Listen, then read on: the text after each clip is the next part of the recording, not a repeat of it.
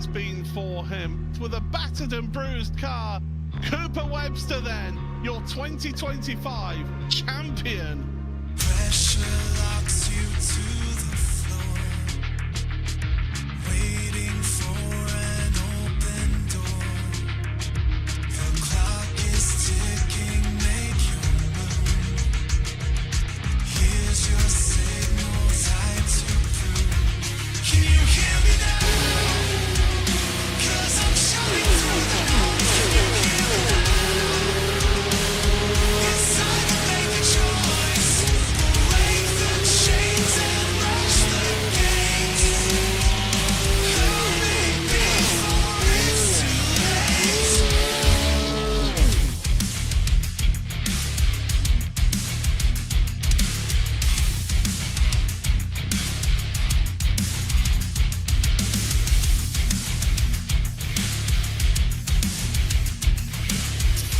The journey to becoming a world champion hits Chapter 2 as the Porsche Esports Supercup reaches its regional championships. And first up today, it's Europe, heading to Imola, as 8 drivers look to try and punch their ticket to the World Championship ranks. And new for 2026, increased stakes in the World Championship. Arjuna Kenkipati alongside of Paul Smith once again. And Paul, 450 days since we crowned Cooper Webster as our 2025 champion. Great to be back, but like I said, increased stakes. One of our drivers are going to get an opportunity to transition from virtual to real with Porsche, but that's a long way down the road.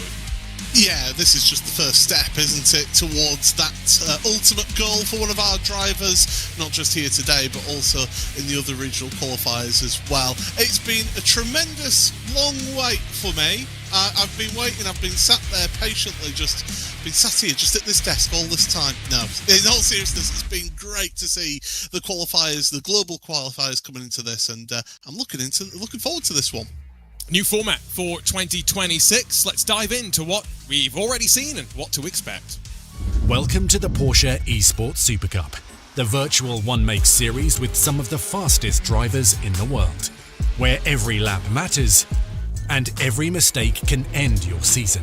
With all drivers in the same car, tackling the same conditions, an exciting format, a brilliant prize, and the chance to make the jump from the virtual track to the real one for a full season.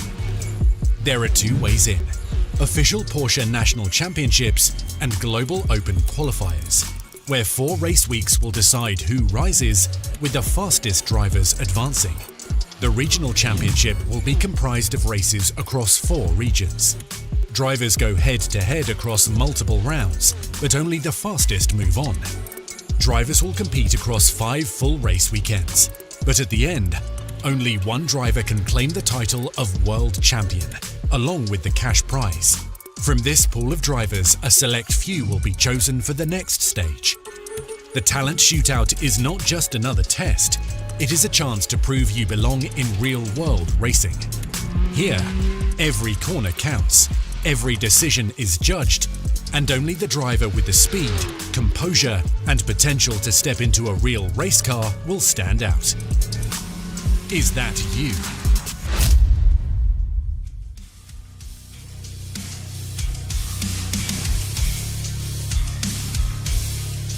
And already we have seen Josh Rogers, 2-time champion of the series, begin his journey in real-world racing in the Porsche Sprint Challenge UK.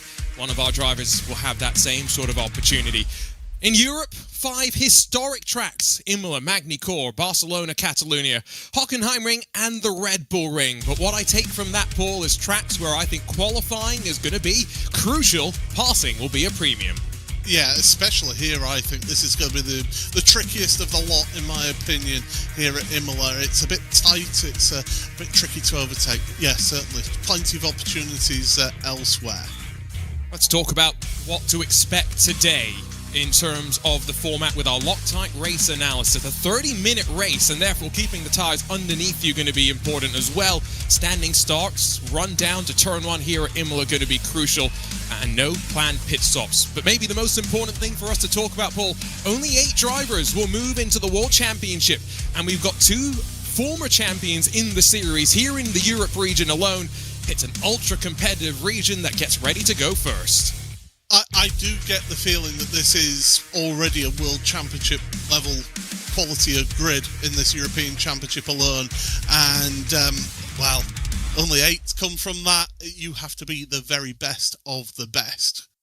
And we'll talk about some of the names in just a moment. But before that, let's talk about this venue. Paul, walk us through our hosts for tonight. So here we are, Imola, the Autodromo Internazionale Enzo Edina Ferrari.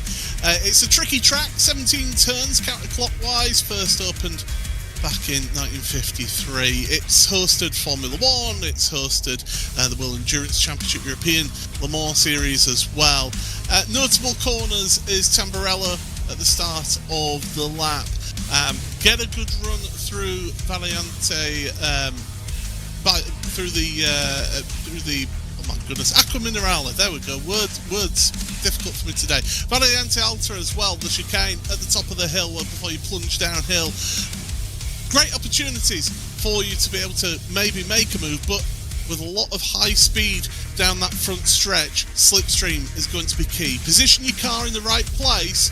You never know, you might get yourself a place or two, but it can all go wrong, and those walls, they are a bit close around here.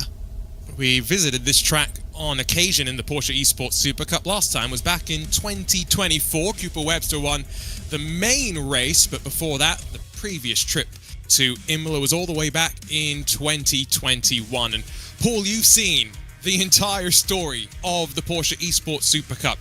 The sim racing scene's seen a bit of a change in the last, I would say, 14 months. Some teams changing names and some teams stepping aside and new teams flourishing in their absence.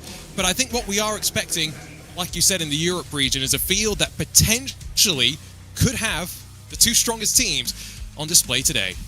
And do you know what? There's going to be some big names miss out, in my opinion. I think there are. But the Coanda versus Verstappen, it's like the teams that just the immovable object versus the irresistible force. They're just always at loggerheads with each other, and it's up to other teams to step up and to face off against them and try and separate them. But those are 2 absolutely stacked lineups from both teams there. They're going to be real competitors throughout this season. Of course, Verstappen Sim Racing, some of their drivers representing Oracle Red Bull Sim Racing. But while that's the established names, the new teams are also ones that will be keeping an eye out for. Blue Mercury Esports in particular, I think, is one that has caught my eye. When we get to the Australian region, Auto Moves Racing Team have got 4 drivers, which is the maximum you can allot yourselves. But in the Europe region as well, keep an eye out for EMM Esports. Raphael Renhofer in particular, who's just come off a 2nd place finish in the Porsche Endurance Trophy at the Nürburgring 24. That's not esports, that's the real world, but he's got plenty of esports experience as well. So that's a couple of the new teams that, Paul, I'm looking forward to seeing today. Yeah, and one thing that we've got to say is what a diverse grid we have here in the European grid. 14 nations represented here. We've got Austria, Belgium, Czechia, Finland, France, Germany, Hungary, Italy, Norway, Poland, Portugal, Spain, Turkey. The United Kingdom has the most drivers out of this grid here. So it's a stacked field in terms of the amount of nations. And that's something that we used to always touch on, is the nations that is covered here in Porsche Esports. And maybe it will come home, but we'll have to wait and see. Let's take a look at our pole lap here today. Around Imola, a track where track limits sometimes can be a talking point, but also aggression, your willingness to attack over the curbs. And Charlie Collins, a full 1/10 of a second clear over the rest of the field. Here's the TDK pole on board lap as he works his way through the Tamburello chicane to open up the first sector. Watch those anti-cut curbs on the inside, and then running down to the second chicane where spot your braking zone on the right, maximize your exit here. Just a short run down to Tosa, Paul. It's a crucial corner to get right here. Yeah, get the car slowed down, turned in, and then get nicely on the throttle. Don't spin up the rear tyres too much because it's uphill all the way, so carry the speed out the corner through this little curve before we head to Piratella. Really challenging corner, this one. Don't hit the curb on the inside too much. You've got to be careful running out wide on the exit before you plunge downhill. Acqua Minerale, this double apex right-hander. You're turning, you're braking for the bottom of the right. Up the hill we go once again, heading towards the, well, it was Variante Alta, it's at the Grissini chicane, and you've got to be careful, you've got to monster the curbs, but watch the corner exit here, because you can't run too far wide, or else you'll get yourself an invalidated lap. Plunge downhill now towards Rivazza, the final two corners on this track. It feels really difficult. It's easy to overshoot that braking zone into the first parts of Rivazza. Through the second part, flatter the curbs, get on the power nice and early, because you've got to get on the throttle and carry the speed all the way to that timing line. And a tidy lap, that's what you take away every time you watch on board with these drivers. The ability to be precise and avoid making too many mistakes. And that's often what also means, Paul, it can be difficult to make moves. And talking to some drivers, the slipstream has been significantly reduced from previous championships, but that's also, I think, partially, we've got a brand new car. The 992.2 generation Cup car adds in ABS, which is a slight change here, but also traction control. We've got assist for the very first time. Yeah, so the drivers can maybe lean into them, although with these pro drivers at this level, they're not really going to be relying on them for too much out there today. So those drivers, though, they'll know exactly how to push that car to the limit, and with how close the field is, yeah, overtaking is going to be very difficult. Scan that QR code to learn more about the series, but we are ready to go for the first time in the European region. Lots of racing last week for the Americas and for Middle East and Africa. Chance for us, though, to look at some former champions. Charlie Collins leads us from the front in the Coanda Esports colours. Alongside him, Luke McEwen in the Oracle Red Bull Sim Racing machine. Alejandro Sanchez and Luis Belique in row 2. Diogo Pinto, former champion back in 2022, shares the third row with Sebastian Job, the 2020 and 2024 champion. Tristan Iglesias, Florian Lebiger slot in behind them on row number 4, while to round out the top 10, Martin Kalicic and Gunoso Taz Dellin. Rafael Renhofer. A lot of work to do from 11th with Samuele Spiezzo alongside. Daniel Ola, the Hungarian for Sheza Esports, has got Alessandro Bico, former Williams F1 Team Gaming driver, now running as a privateer. So is Jamie Fluke back in 15th, the former Apex Racing Team driver. He's got Henry Moore in those Team Bennett white, blue and orange colours, while Luca Alper and Noah Eder make it an all grid and go, row number 9.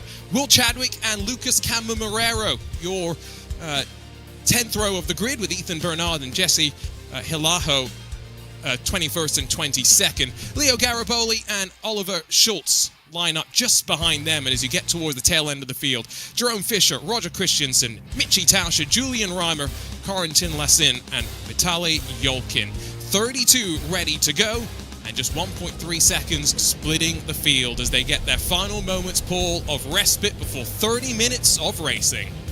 Oh, this is the exciting part. Drivers all set. Track conditions are very hot. Keep the tyres under you for what will be a 30-minute sprint. Here come the lights, and here comes the Porsche Symphony. We're racing in the European region for the Porsche Esports Supercup Regional Championships. Charlie Collins fires off the line, and instantly Luke McEwen tucks in behind him. The Coanda teammates will try and sort themselves out through the opening corner, but look at the aggression from Diogo Pinto and Sebastian Job trying to avoid the stranglehold of the purple and orange. Out through the opening sector, everyone able to avoid the gravel for the most part, and now in towards the second chicane. Couple more chops and changes as we start to single file ourselves out. Pinto and Job just got together just ever so slightly. Job losing out a place through all of that. In fact, he's down 3 places from where he started, so not a good launch for our former champion there. But as they go uphill, so far, everybody keeping it nice and tidy and clean. There's no sprint and main race like the main championship has seen through the years. Instead, it's full focus on the 30 minutes, a little longer of a race than traditionally we have seen, but by no means abnormal in the grand scheme of Carrera Cup racing around the world. Over the top of the crest and into what was formerly the Variante Alta. That's going to trip me up a couple of times today. Very awkward to get the line through here, especially when you're running chock-a-block in the line. And everyone through safely, no one flagging themselves with that awkward slowdown, but look at the gap separating the front five now. Diogo Pinto looking to try and avoid losing the draft to those in front as lap 1 comes to an end and Charlie Collins converts pole to the lead of the race. And that was important for Charlie to just get away and get up front. He's already got almost 0.8 of a second between him and Luke McEwen right now. I think Luke is a bit busy looking in his mirrors because Sanchez right behind has been putting a bit of pressure on him there. So as we go into that Tamburello chicane, and this is where, yes, it's very much an individual series. You're all trying to qualify for those top 8 spots in the championship at the end of the 5-week season, but you can work together as teammates and maybe not knock each other about. You want to try and get as many of your team into that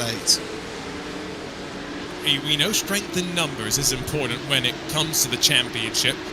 The other factor, though, is we can kind of draw a line below 8th position, and that's not where you want to be. If you can finish all 5 of these races, Imola, Magny-Cours, Barcelona, Hockenheimring and the Red Bull Ring, inside of the top 8, you will guarantee yourself a spot in the World Championship itself. And on the wrong side of that line right now is Sebastian Job. That's not him in the bottom right. There we go, on board with the Coanda Esports car, tucked in at the tail end of the queue. And behind, Alejandro Sanchez, newly minted Coanda Esports driver, also representing the factory Porsche Coanda team in a couple of outings here and there.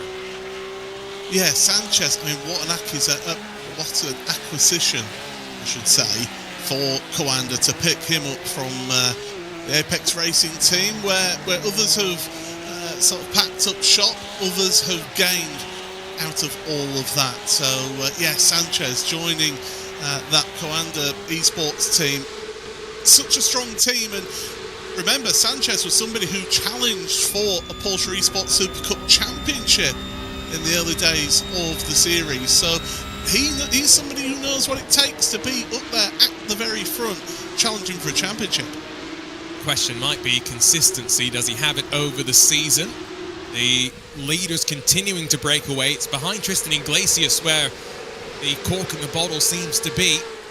The Bigra, Kadlicic, Job, Tesdelen, Renhofer, and then a bit further behind, chopping and changing between Alessandro Bico, the Italian who has won races in the Porsche Esports Supercup, but another driver making a change of team with the Williams F1 team gaming a little less present in the iRacing world. More movement outside the top 15 right now. Seemingly everyone up here not content to run single file, but recognizing the dangers of fighting side by side as we drop down into Acqua Minerale. Yeah, Bico with a sprint race win to his name and a main race name to his win in the Porsche Esports Super Cup itself. So he is somebody who is well versed in this, and another driver who's well versed in a Porsche. This driver that we're on board with right now, William Chadwick, the young man from Wigan, current Porsche Esports Carrera Cup Great Britain champion. The emotion that came out of him when he won the championship, when we spoke to him on that broadcast, was it was visible, and you could see what it meant to him. And now he's driven in the Porsche Esports Super Cup before. It's got to try and get through this qualifying, this regional qualifying, which is a whole kettle of fish. And his championship win is one of the pathways that slots you into this regional championship. Majority of the field coming from the global qualifiers, open to anyone on the iRacing platform. Bit of a squeeze there, down into the braking zone. Luca Alpert gets forced off the track, and now what does Noah Eder do as cars filter either side of him? There comes Alpert back on. We'll have a slowdown to clear, no doubt, after shortcutting the circuit, but both cars losing out significantly. Benefit for Alpert, a teammate alongside Jerome Fisher able to slip in front, and now maybe the team game to be played. I mean, he shouldn't have got a slowdown penalty because the gravel there, it just slows you down enough to mean that you're not going to pick up that slowdown penalty. But yeah, it's tough out there. It's tough to overtake, and going into that Tamburello chicane, it's a slightly curved entry into it. Here's the replay on the bottom of your screen. One car holds its line straight, the other is trying to stay on the track, and it's the Alpert that gets bullied off. That's not too unfamiliar to Formula One fans. George Russell, Valtteri Bottas sort of a situation. And fortunately for Luca, like I said, slots in behind Jerome. And so without the slowdown, that's actually now, I don't want to say best case scenario, but making the most of the bad situation. Big bounce over the curve as we drop down through Ravazza there, as just inside of the top 10 our drivers continue to work.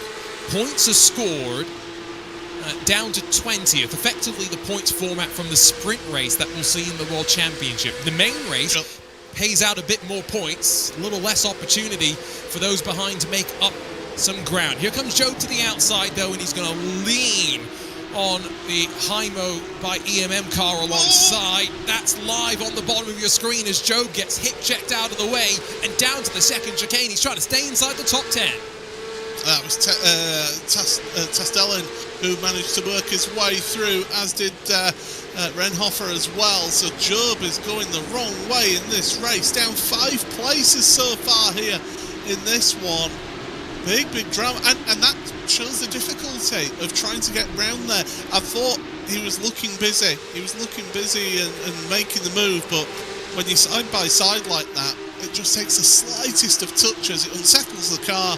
And well, in a competition this tense and this fierce, you don't need to ask those behind a second chance.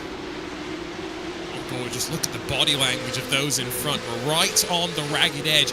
Paul, you quite correctly called out track temperature, and so for those wondering, it's currently, as we bounce over the chicane once again, 49 degrees Celsius, 120 Fahrenheit underneath these drivers. And that will test these drivers towards the end of the race. The last sort of 7 or 8 minutes of the race will tell you the difference between those who have been absolutely abusing the traction control and those who can sort of manipulate their throttle pedal really well. So here goes Job then. What can he do? He's in the slipstream, but we're seeing, as you mentioned at the start of the broadcast, Arjuna, the slipstream not the strongest with these cars, so not able to get fully alongside. You need the run out of Ravazza to be able to get that move done down into Tamburello. And again, draw the imaginary line underneath 8th position, because the top 8 advance from each region, and this is potentially the most competitive of the regions when you have a driver like even Will Chadwick, Jamie Fluke fighting for 16th and 17th spot when they need to be up towards the top 8 to be in with a shout. Sebastian Joe, he's tested Formula One cars courtesy of Oracle Red Bull and the Oracle Red Bull racing team. And in front of him is a driver who knows this car intimately, both in the sim and in the real world. And why do I think that's important, Paul? Because racing is slightly different from driving by yourself, and Raphael Renhofer is going to be so comfortable navigating all of these different situations. If you can navigate the start of the Nürburgring Landstraßen Series races, well, you can probably handle the pressure of Sebastian Job, although he's starting to look a little frustrated. Those NLS races, your head's got to be like an owl. Just be able to swing pretty much all the way around to see where all the different cars are coming from. So yeah, if you can navigate that, then you'll feel pretty comfortable here in this one. And Job right now, you can see the concentration on his face. Again, looking to get the good acceleration out of Ravazza. He's right underneath the engine of the car in front, and do you know what? He's been given the inside line, and through he goes. That was all a bit too easy for my liking there, Arjuna. Renhofer realising that potentially Tasdelen, Kadlicic losing ground to Florian Lebigra. These drivers not totally clear of the podium spots right now, because Charlie Collins has done a great job of turning the afterburners on. 2 seconds clear of Luke McEwen, who's still dealing with the pressure of Alejandro Sanchez, the second best of the Coanda Esports drivers. Luke McEwen, the best of the Verstappen Sim Racing, Oracle Red Bull Racing drivers. Up the hill we go, up towards Piratella, which in these cars, definitely not a passing zone, but a place where you could set something up down to Acqua Minerale, where Charlie Collins already through, clear in the lead. greatest corner name in all of world motorsport, Aqua Minerale. That's just my opinion. I'm sure that will get plenty of people talking in the Porsche chat, that's for sure. But Charlie Collins, he's imperious at the front here. His pace, get this, on an average 5-lap pace, he's just under 0.3 of a second per lap quicker than second place Luke McEwen. And I'm having to remind myself, the last time we saw Charlie Collins in the Porsche Esports Supercup, all the way back in 2023, took a step back from the championship to going and compete in R1 competition alongside a couple of other things, but great to see him back at the front and leading with authority as well. He's got a busy schedule the next couple of weekends, balancing this regional championship alongside his responsibilities as a Porsche Coanda driver in the R1 competition. But they've just got one more week of action next weekend before full focus on this qualifier for the World Championship. A little bit further down through the field, these are the drivers that are going to be thinking about maybe their qualifying effort, putting them in the difficult spot. Will Chadwick started down in 19th. He's gained 3 spots. It's only up to 16th. Yeah, it is. And Jamie Fluke, who's right behind him, I was sort of keeping an eye on the global qualifiers, which happened about a month or so ago. And Jamie, credit to him, he streams his view of these races, and he was honest with his thoughts. He was amazed at the pace that people have, and he admitted himself he sneaked into this regional part of the series. So Jamie he's a competitor, he's a fighter. He'll want to be further up the field, that's for sure, but he's also somebody who will see things and look at it and say, I maybe not quite got the pace that I maybe did back in 2019, 2020, 2021 when he was in the Porsche Esports Supercup. This is again another driver with tremendous experience, not just in Porsches, but in other World Championship series. And I remember talking to him when he made the decision to focus on sim racing as a professional full-time, and what a step that was. It's been an interesting journey through the last 5 or so years, most notably the win in R1 competition. I think it kind of validated to him that decision to pull the pin and go all in. And one of those former APAC Racing team drivers that's still around the sim racing scene to enjoy their racing a bit more than they did back in the day when they were grinding day in and day out to be in every single competition they could. Behind another one of the Hymo by EMM cars. There's a couple of teams, remember, with cars spread across different liveries as well. Martin Kadlicic holding on in front of Ganoso Tazdelen. And these are where the key points are being paid out right now. And he's in right now. That's the crucial thing. If he approaches each round of the championship like this and thinks, just get in top 8. That's all I need to do. Each week, get in the top 8 to secure your spot.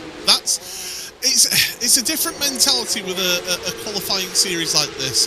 It's great to get the wins because it gets you those big points in the bank so that you can then maybe have a race where you're not quite as strong elsewhere. But if you're somebody who can just get consistently into that top 8, get those points and secure yourself those places, it's up to others to try and break their way into that top 8 in the championship. And if you can start off in 8th, that puts you inside that top 8 going into the second week in a couple of weeks' time.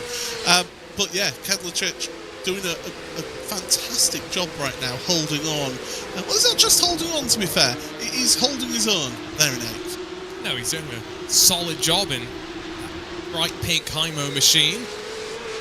The other thing about this fight on the cusp of the top 10 is, if this was the World Championship and this was our sprint race, this would be the fight effectively for the invert pole position and a couple more points on offer. Oh, Sebastian Jobe out of nowhere at turn 7 pushes Tazdelen off the track as they exit off the corner. Oh, that was a block pass if I've ever seen one. Decisive, I think, is the word that I would use there. for that one. He made sure that that was his position and that he was sticking to it. So he's back to 9th place. That's still a loss of 3 places. You look in the top 10 positions right now, and it's only Iglesias, Labigra and Kadlachik who have actually gained 1 spot. It's Job who's lost those 3 spots. That's all that's moved in the top 10, so it's pretty stagnant there. It's further down your field, Jerome Fisher, gain of 5 places, biggest mover so far. It's not a bad effort, but we go back to the point, which is qualify well, and you put yourself in a good spot. We haven't seen too much trouble, and that's a good thing. But next week for these drivers, or I should say 2 weeks from now, the next time that they're racing, they'll head to Magny-Cours, and I have distinct memories of pile-ups into the hairpin there in Supercup Esports history, hoping that we'll be able to avoid that. Barcelona, Hockenheim Ring, and the Red Bull Ring to come. Again, all tracks at which we expect passing to be at a premium. Look at the drivers, by the way, maximising the track on the entry in towards turn 1. And with now 2.7 seconds, the gap between Charlie Collins and Luke McEwen, increasingly vulnerable as the Verstappen sim racing driver, Alejandro Sanchez, all over the gearbox. Now, is this a case of the Quander Esports team maybe working a setup to look after tyres a bit and come into it? Well, I say that with Charlie Collins just romping away at the front of the field, but Sanchez, he looks focused. Looking at his driver camera, you can see he's following in the wheel tracks, but not exactly. He's running his lines still and putting the pressure on Luke McEwen. But Luke McEwen, he's not an easy driver to get by. He is somebody who you will have to pull every trick out of the book to try and get by him. Again, McEwen just slightly better off through the Grassini chicane there. And it's little things like that which will help Luke throughout the lap. This is a passing opportunity down into Ravazza if you're bold. Not the best of the passing opportunities. That would be set up out of here. Long run out of turn 18 and back down towards turns 1 and 2. Back onto the brakes once again. Alejandro Sanchez has been pretty open about his desire to go racing in the real world. This is that opportunity to do that. He also likes pineapple on pizza. Not quite sure about that one. No move up the inside down into turn number 1, and it's a wise call. Not quite alongside, not necessarily the heaviest of braking zones. Hard to pull alongside of that car in front. Turn 7, the next of the probable places to make the lunge. But he's waiting on a mistake from Luke McEwen right now. And Paul, how often have we seen one of those? It's very rare, but look at the amount of movement. Oh, a little love tap there, a little bit of Morse code going on there from Sanchez to say, just to remind McEwen, I'm here, I'm here, and I won't buy here, thank you very much, I want that place. And Luke McEwen very much saying, no you don't, sunshine, I've got the spot right now, and you're going to have to take it out of my hands to try and get this one. But Sanchez, just look at how close these two are able to run together out there on track. It's absolutely incredible. The level of performance that we see from these drivers in these types of series is absolutely sensational. And I would say to some of our Full Metal Racing fans, get yourself watching this. It's tremendous stuff. I mean, I'm looking at Luke McEwen right now and just thinking through the last couple of years for him. FIA Formula 4 Esports Global Champion a couple of years ago. Then he joined up with what then was called Team Redline, now Verstappen Sim Racing. Went on to win the IndyCar iRacing Pro Series Championship earlier this year and really adapted to the ovals quite well alongside the likes of Diogo Pinto. Nice little fight for second, but really the brawl's going to start to develop with now less than 10 minutes to go and tyres at a premium. If you've been a bit too aggressive with the loud pedal, this is when you'll start to feel the heat. Down the inside comes Noah Eder on the recovery, slips through on Lucas Cambermarero, and Jerome Fisher tucked in behind with his teammate Luca Alpert with those bright pink wheels. Fight for second, very, very close as well, but Sanchez not close enough to make the look. He's running out of time though, Paul. He's got to make an opportunity stick now. what you're seeing on the top is a well-crafted World Championship heavyweight boxing fight at the top. On the bottom of your screen there, you're seeing a WWE cage match going on right now between 5 drivers, because these guys all want to get by and they're getting close to knocking 7 belts out of each other. Either way, both are very entertaining, and I'm loving seeing this, but it's 18th. It's what, 3 points, isn't it, for 18th right now? So the front 3 of those 5 are in the points. It's the others that are out of it. I love the way you describe it. I've had the pleasure of commentating on these cars in the real world. Most recently, about 12 hours ago, at the Porsche Carrera Cup Asia. And to be honest, the type of racing that we're seeing now is so reminiscent to what we see, which is waiting for mistakes, and the main difference is just the level of competition here, how much closer everybody is. Field split by 1.2 seconds in qualifying. That's 15 rows of Porsche Cup cars down to turn 1. Still no look from Sanchez. 7.5 minutes left to go. So maybe 4-5 laps left for him to grab what could end up being a couple of crucial points. It's only 2 points if memory serves, but in this short season with no drop rounds, you don't want to leave anything to chance, Paul. No, you don't leave points laying on the table. Again, a little nose shun going into Tosa there. It's been a favourite of his for Sanchez just to show that nose very late to try and get the reaction from McEwen, because now McEwen's going a bit defensive into Piratella. Oh, he's feeling the pressure a little bit now from Sanchez. Sanchez looks like he could be on one here to the outside of Aqua Minerale. Not a clever place to try. He was squeezed onto the curb on entry, but held the car well, didn't let himself get unsettled. But that pressure is building, and you called it. Have Coanda Esports got a little bit more compliance on the long run, the ability to put the power down, even with a bit of ABS and traction control to help you in this 992.2 Cup car. Back down to Rivazza with now 4 seconds at the front for Charlie Collins. He is loving this scene as his teammates continue to pile the pressure on. Tristan Iglesias not far off the back of Diogo Pinto as well.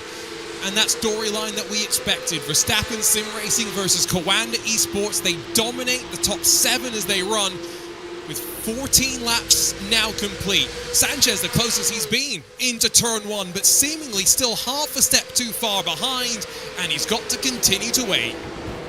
I make it about 4 laps remaining in this one. Job, by the way, is making moves for 8th place. I can see on my timing screen he's incredibly close. In fact, he is incredibly close. He almost had an overlap there going through the Tamburello chicane, and he's weaving left and right, but Kadlacik doing everything right there is Martin. Good stuff. He's a driver that maybe has snuck under the radar. The team relatively new. EMM Esports partnership here with Hymo, the pink entries as well. Kadlacik, one that we've seen on Racebot TV airwaves, capable of defending and doing a stout job against Sebastian Job. Just 5 minutes left to hang on. And a race in which there's only been a couple of moments. We saw Luca Alpert off the track at turn 1. Roger Christensen, he had a spin about 15, I think, minutes ago.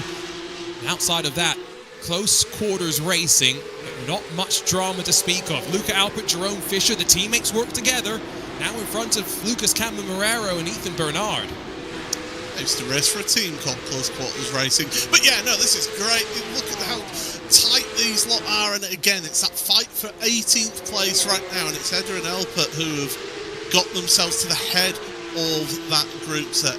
Edda is in the place where they started. Luca Alpert down 2 places. Of course, we saw what happened to Luca earlier on in the race.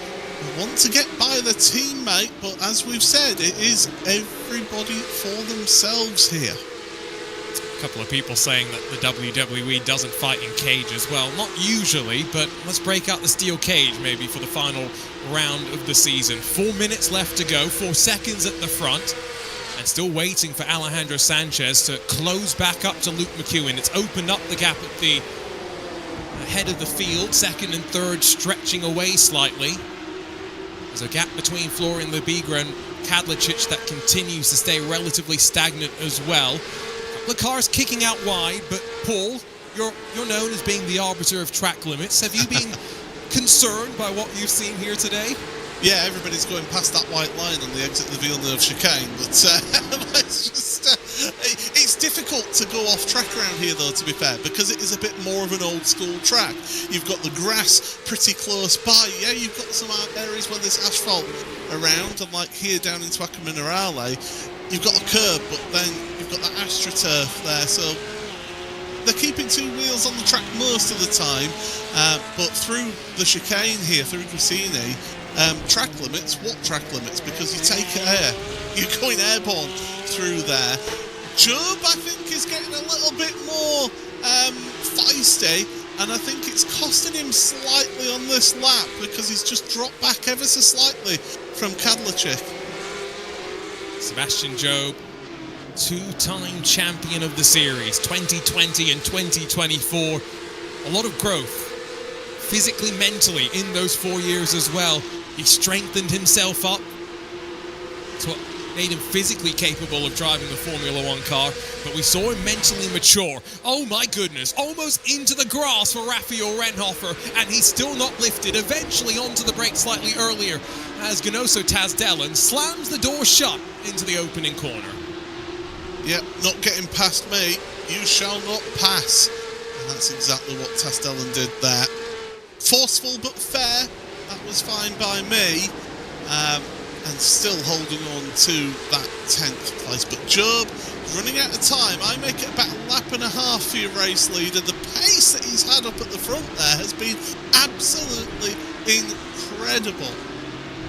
He is within a tenth and a half of his fastest lap of the race, and can set his clock effectively, or your clock, by Charlie Collins coming back around to see the start-finish line. It will be the white flag and onto the 18th lap of the race. 18 laps of hard use for the Michelin tyres underneath these drivers as well, with the track temperatures nearing 50 degrees Celsius, 120 degrees Fahrenheit. But Collins has mastered these conditions. One corner and one lap left to go. And the first victory in 5 in this European Regional Championship on the road to the Porsche Esports Supercup will be his. The fight behind us closed up, and former teammates Luke McHugh and Alejandro Sanchez have a chance to settle their squabble on the final lap of this race. As you mentioned, though, teammates, former teammates, should we say, they'll know each other like the back of their hands. Where does Sanchez go? Late lunge to the inside. It's not quite close enough. And that'll compromise him through the chicane, and that'll just allow McEwen a bit of respite. You said, Job was being too aggressive. It cost him. It's exactly what's happened to Sanchez. A teammate behind, though, who you think is not going to force the issue. But Diogo Pinto, champion of 2022, is closing in as well. Verstappen Sim Racing, Oracle's Red Bull Sim Racing, their collaboration still working to have 3 cars inside of the top 7. 4 in the top 9, including Sebastian Job. Really struggled to see many big movers after qualifying went in one direction. The notable exception, Paul, is one driver, Jerome Fisher, who has been pushing and shoving his way up through the field. Yeah, up 6 spots from where they started, so 19th place right now. Managed to get ahead of Luca Elpert on this lap, but yeah, it's getting tight and tense up at the front. It's also getting tight and tense for 8th place as well. It's been tremendous racing all the way through here, but you can't take it away from this guy. Charlie Collins, what a drive. It's been since 2023 since Charlie Collins has been in the Porsche Esports Supercup ranks. A win in the main race at Magny Core, his highest moment then. He'll come across the line and win the first race in the European Regional Championship on the road to the Porsche Esports Supercup. Behind him, his teammates Alejandro Sanchez and Luis Milica will close in, but not get close enough on the tail end of Luke McEwen. And Martin Kadlicic holds off the pressure of Sebastian Job, who instantly pulls to the side and is ready to be done with Imola. Yeah, I think that's a bad day at the office for Sebastian. We saw that a little bit in the Porsche Esports Carrera Cup Great Britain for Sebastian, not always having the best drives in that season, but here, well, you can't get any better drive than Charlie Collins. 5 seconds, you winner. Let's take a look at our Mobile One winning moment. To be fair, for Charlie Collins, you'd argue the winning moment may be the pole lap, the start itself. It was all down to that start, wasn't it? It literally was down to that start, because he was already 7/10 clear by the end of the first lap. Incredible lap 1 pace. And then he just kept it up all the way through that race. Great drive from Charlie. 30-minute race format, seemingly a good match for him as well. A good mix of sprint and endurance, holding on to the Michelin tyres. And the last lap, he dropped a little bit, 2/10 slower at the end of the day. Here's a look at the Trilux move of the race, all in the fight between Ganoso Tasdellen and Sebastian Job. Lunge up the inside and Tosa, and then box him out on exit. Yeah, that was decisive, as I said, at the time. Brilliant move there from Sebastian, and shows what a former champion can do. Got some work to do in the next couple of weeks, though, to Sebastian Job. Let's take a look at our race results. Still, of course, with race control to review and maybe hand down some points penalties, but the results themselves will not change. And in the story that's likely to never end, Coanda versus Verstappen Sim Racing and Oracle Red Bull Sim Racing. Look at the mix-up in the front 7. Collins, McEwen, Sanchez, Malika, Pinto, Iglesias and Labigra. Mix and match the Coanda and Verstappen teammates until you then get down to Martin Kadlicic. Great defense in the Hymo Racing by EMM 13 to hold up the 2-time champ Sebastian Job. He finishes 9th and in front of Ganoso Tasdellen, who rounds out the top 10.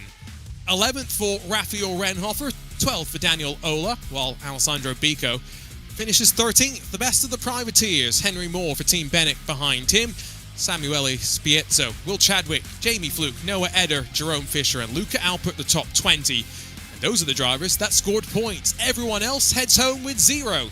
That includes Lucas Camba Marrero, Ethan Bernard, Leo Gariboli, Jesse Hiliaho, Mitchie Tauscher, Corentin Lessine, Ollie Schultz, Julian Reimer, Vitaly Yolkin and Roger Christensen, who did recover after a spin in the early stages. Before we get to change gears over to the second race of today and a trip halfway across the world to the Fuji Speedway, hoping that we'll get the chance to catch up with a couple of drivers, Paul, because a very interesting first race of our European Regional Championship. Yeah, it was tricky to overtake out there today for a few of our drivers. We were expecting that, really, coming into this opening round at Imola, but as we saw, Sebastian Job and a couple others made some decisive moves and forceful moves to get ahead of others. But I will say that Charlie Collins on another level right now. It is almost as if that car was like a well-worn shoe that he's looked after over the years. It's just moulded to his foot. It was so comfortable for him at the front of the field. He didn't go quite as far to say that he was racing in a cup car and everyone else was racing in the 911 GT4 that was recently announced, but it almost seemed as though he had that control, the measure of the field, and that's an important thing because that consistency up front. Not saying he was toying with the field, but he had the race under control at every moment, and that is a crucial thing. Let's talk about the other side of the equation, though, because struggles for Sebastian Job, and it kind of came off of the initial couple of corners. He got off the line okay, but then just boxed out, lost some track position, and really difficult to fight back from there.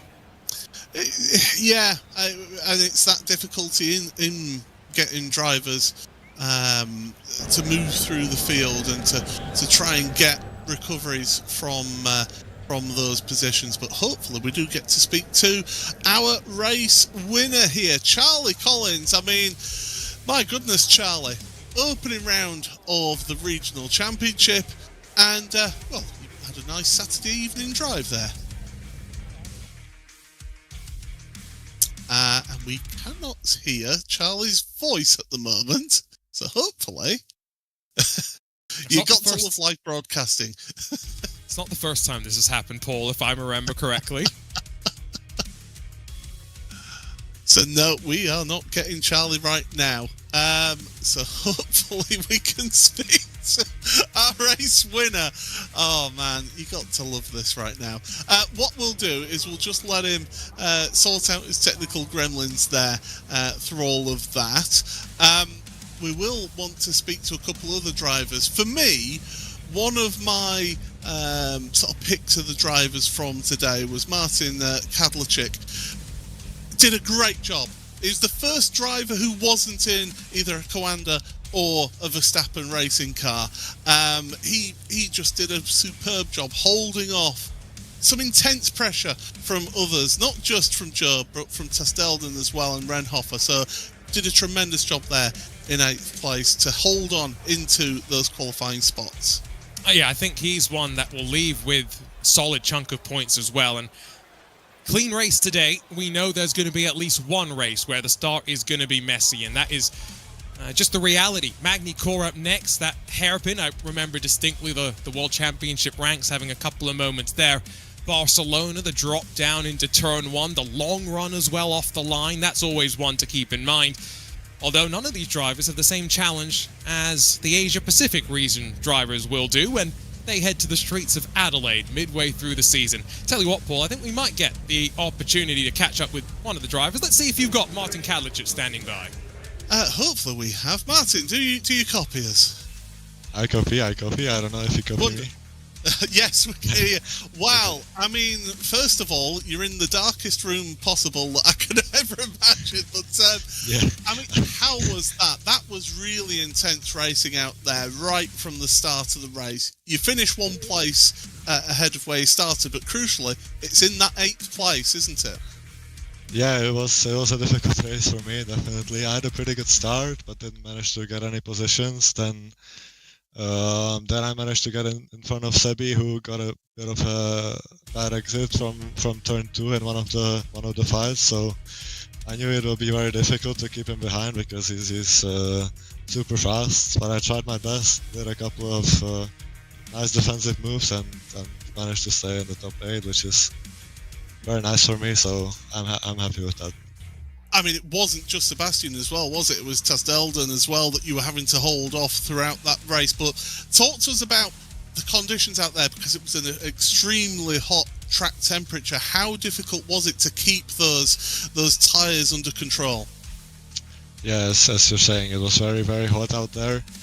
Especially the rears were really in a bad state towards the end of the race. So I was trying to manage throughout the whole race. I think everyone was.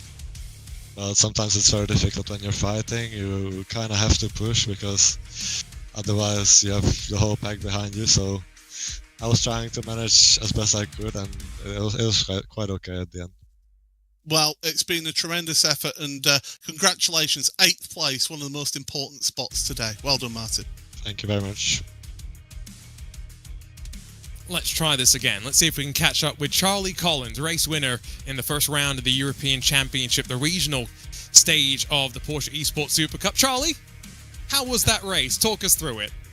Test, 1, 2, 3. Oh, we got you loud and clear, bud. Oh, super. That makes me so happy, yeah. Hey, fellas, yeah, that was a really, really well executed kind of event from, not only from my side, I think, but from the team side.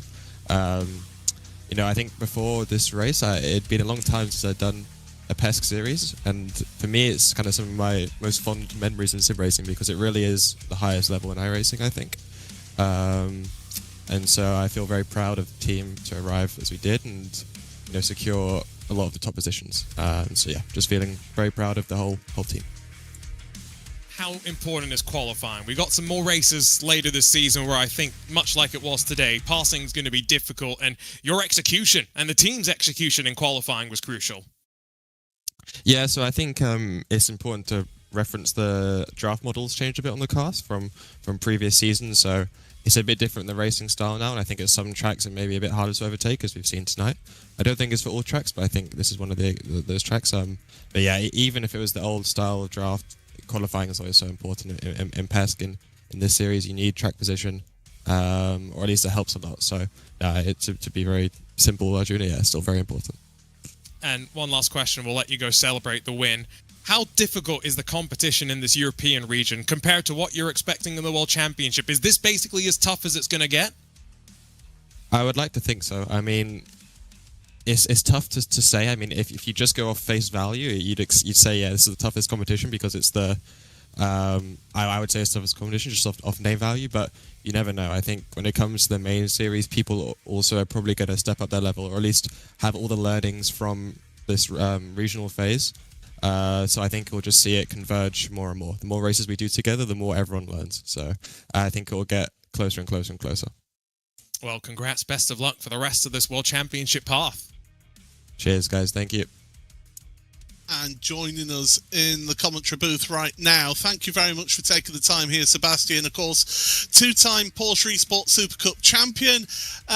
We saw today just how tricky it is if you start maybe row 4 of the grid. Yeah, not an ideal start.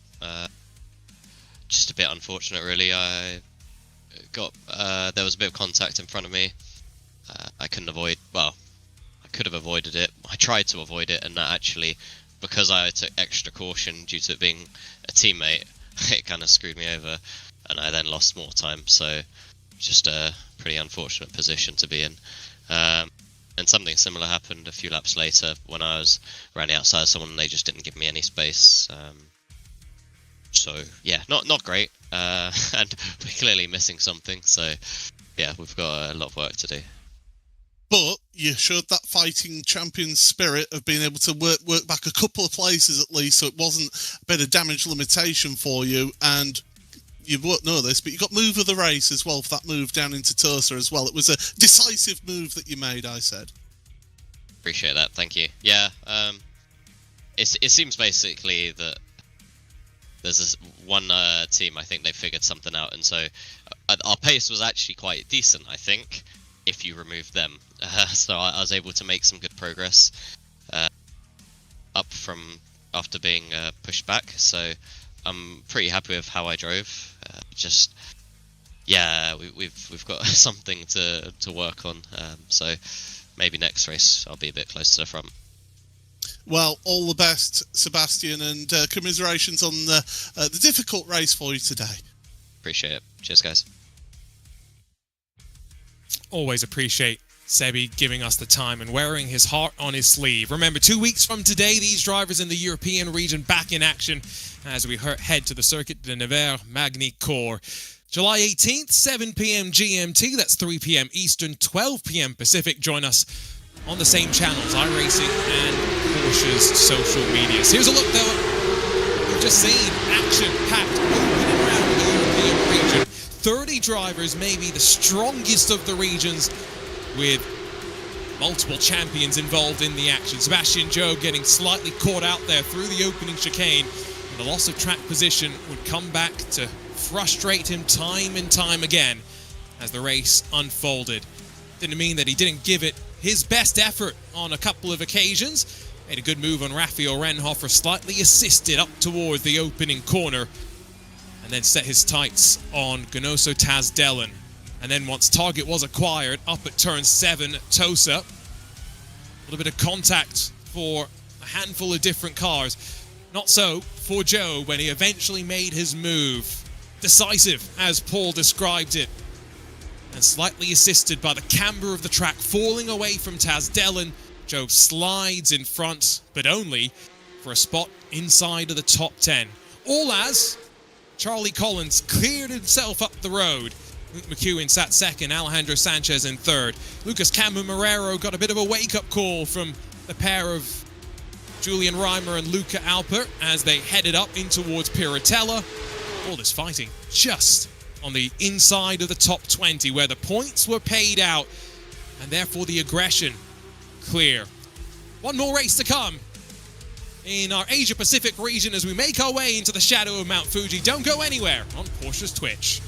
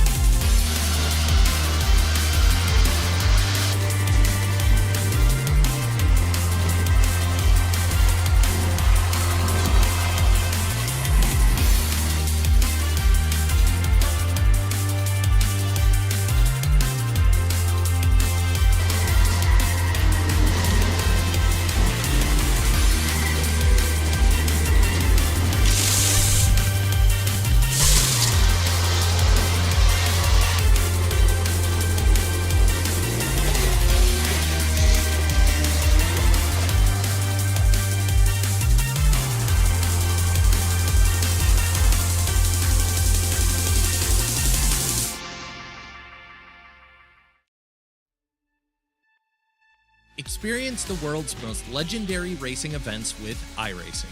iRacing special events allow any member to compete in full-length multiplayer races based on some of the biggest events in motorsports all year round. Compete in virtual endurance races, such as the Daytona 24, Spa 24, and the Nürburgring 24 Hours. Take on some of the toughest races on the NASCAR schedule, such as the Daytona 500. We have events from disciplines all across the racing world, from the Indianapolis 500 to the Chili Bowl, from the Bathurst 1000 to the Crandon Championship. Our endurance special events utilize iRacing's team feature, where members can sign up and race together on their own team, swapping drivers throughout the race. Other events utilize iRacing Super Sessions, where you're not only racing against those on track, but against every driver taking part. And as every race progresses, watch and feel the track change with progressive time of day, dynamic weather and rain, and dynamic track debris and surface changes.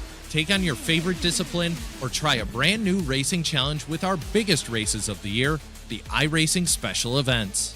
Learn more at iracing.com/special-events. What a year it's been for him. With a battered and bruised car, Cooper Webster then, your 2025 champion.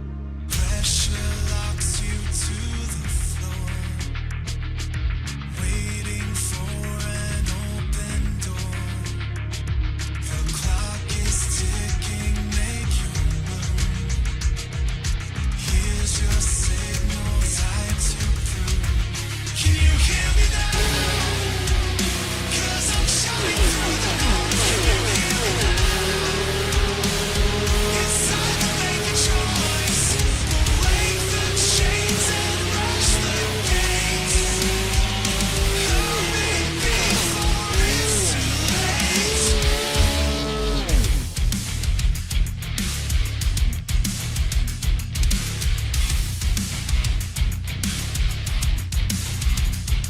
The champ is back. We are ready for the Asia Pacific region on the road to the Porsche Esports Supercup, and Cooper Webster makes his return to the series as he looks to defend his championship win from 2025. And from Imola to Mount Fuji, two historic tracks for us to enjoy on the July 4th weekend. Hi folks, Arjuna Kankipati alongside of Paul Smith, and already with one intriguing race in the books, we get set to do it again. And this is a region, Paul, that's born not just Cooper Webster as a prior champion, but Josh Rogers and Jordan Caruso as well. There's something in the air in Australia that seems to develop some great Porsche race drivers.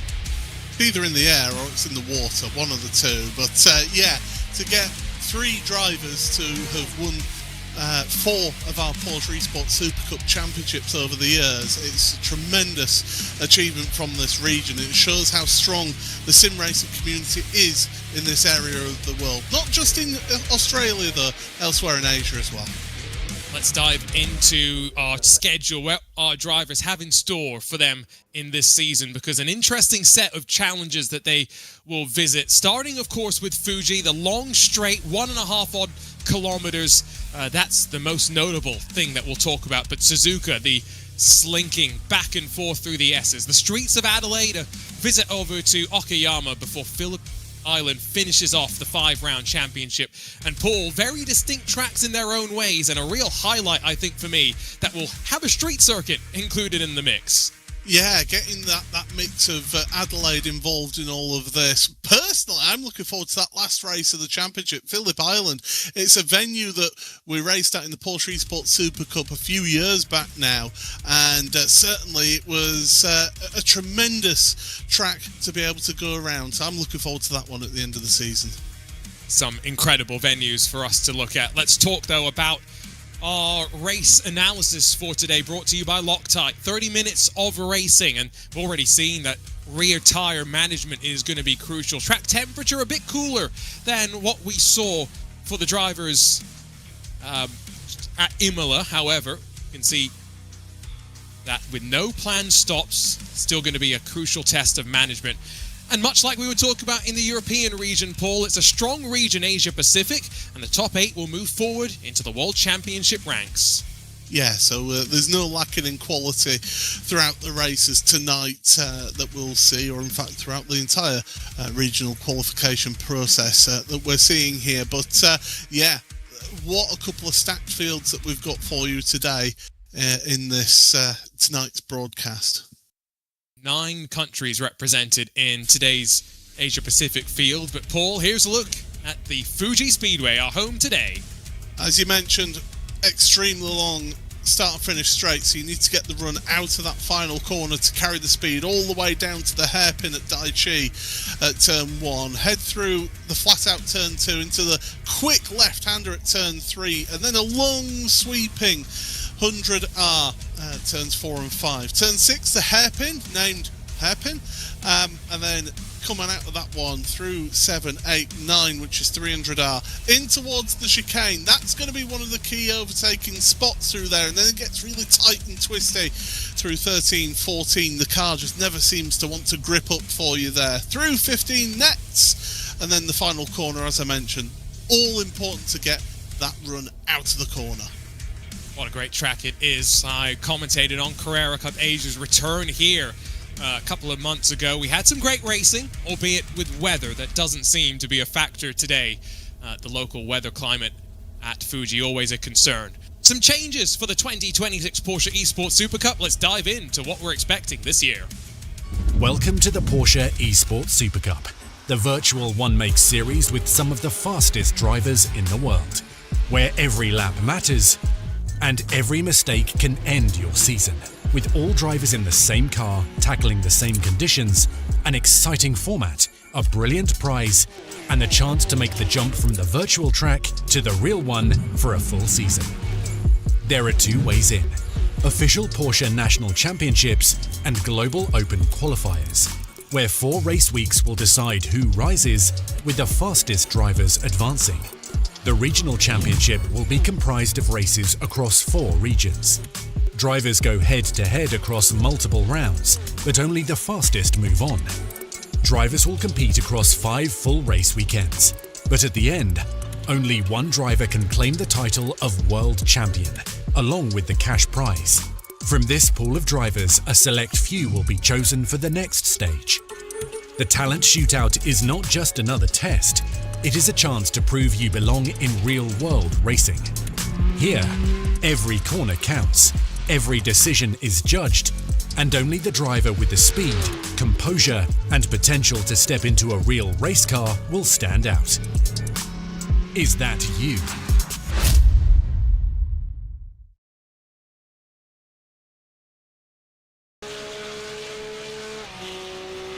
The 2-time champ of the Porsche Esports Supercup is making his first steps into the professional racing world in the Porsche Sprint Challenge UK.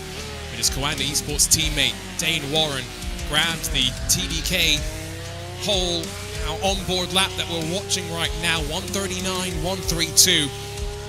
Holes tonight in both regions for Coanda Esports, but the margin for Dane Warren close to a quarter of a second clear of Cooper Webster.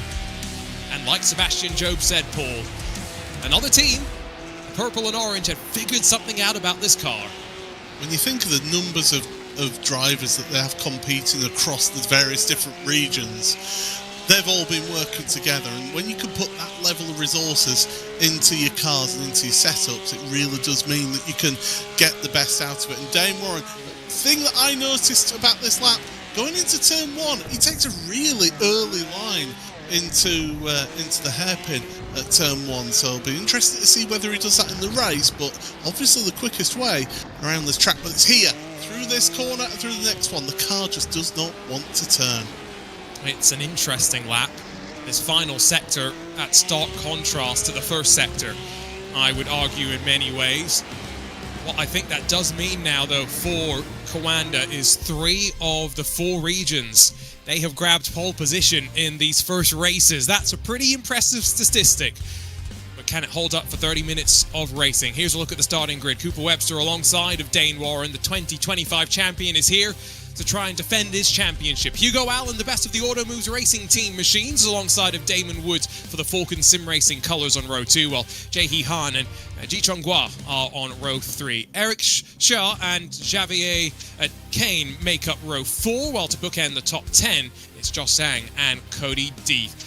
Charlie Jameson and Hussein Huang are 11th and 12th positions. Byron Pierce is 13th, with Corey Lazarus is in 14th.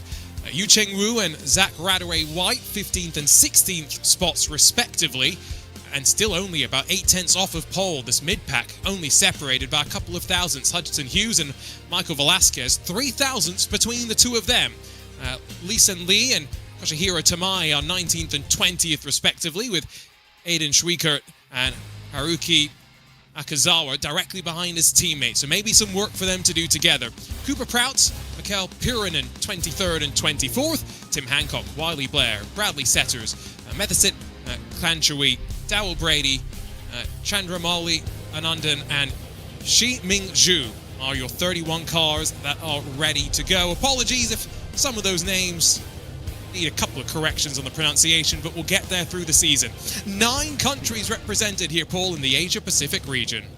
Incredible. Again, another really stacked field here. We're going to see some tremendous racing.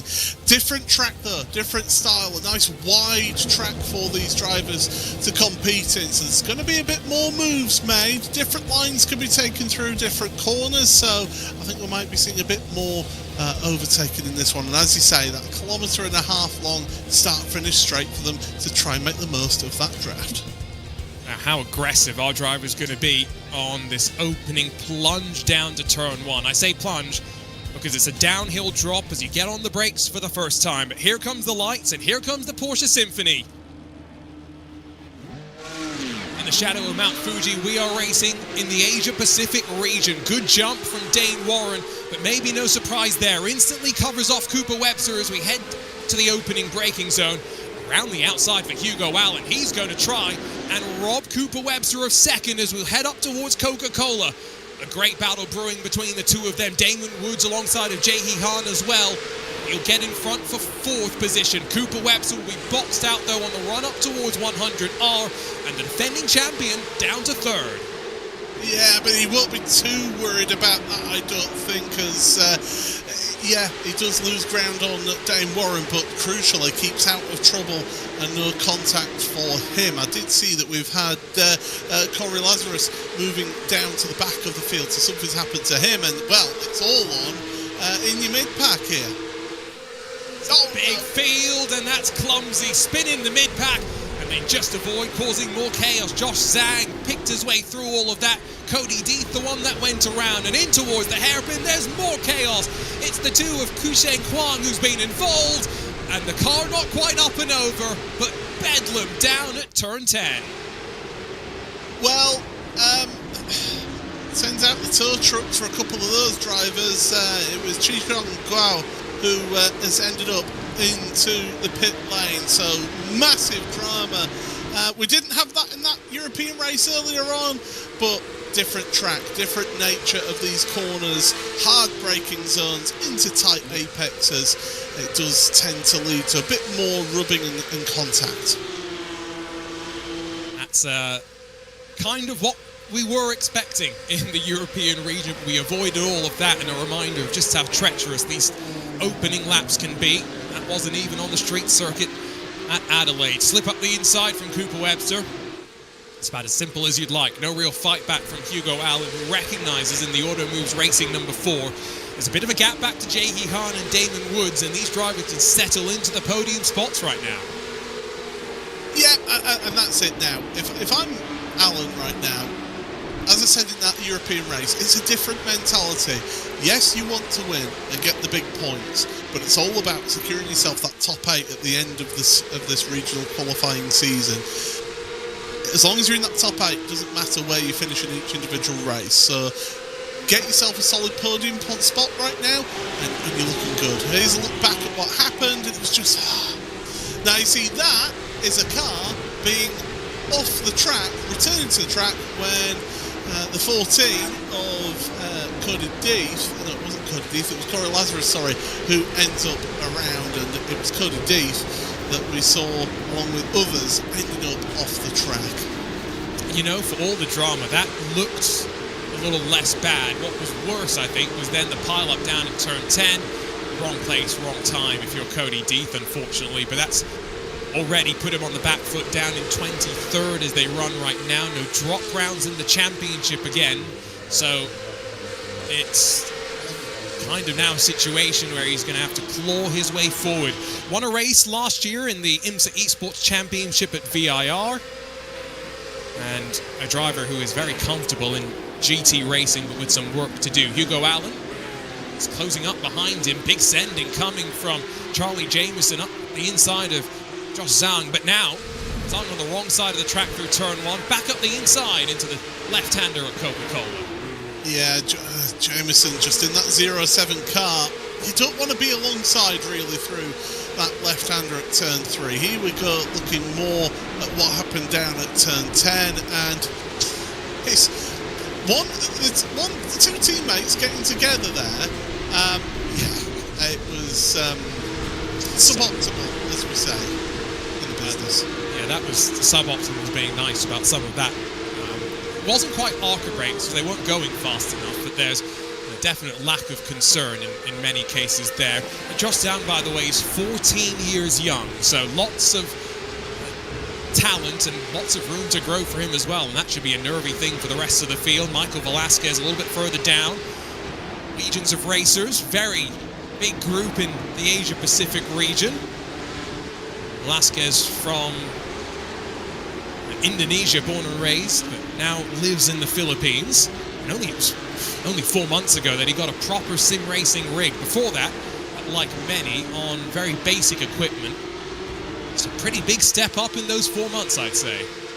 Some of us still on basic equipment as well, so it's certainly it shows it's not necessarily the standard of the equipment that you have, it's how you end up using it and progressing forward. Charlie Jameson has, I think, switched places. Corey Lazarus, I believe, is trying to work his way back through the field, almost like a phoenix is Corey there. I told you, I warned you before the broadcast that we'd get that line in, and I've already got it in. If you didn't, I was going to. On the inside is Michael Velasquez. That will see him hold off Hudson Hughes up through turn 3. Still a message in chat that might not be the youngest driver in the field, Josh Zhang. I think Charlie Jameson might be 13 years old, so that's the youngest you can be and have an iRacing account without breaking the terms of service, so I'm sure no laps done before his 13th birthday on the iRacing sim.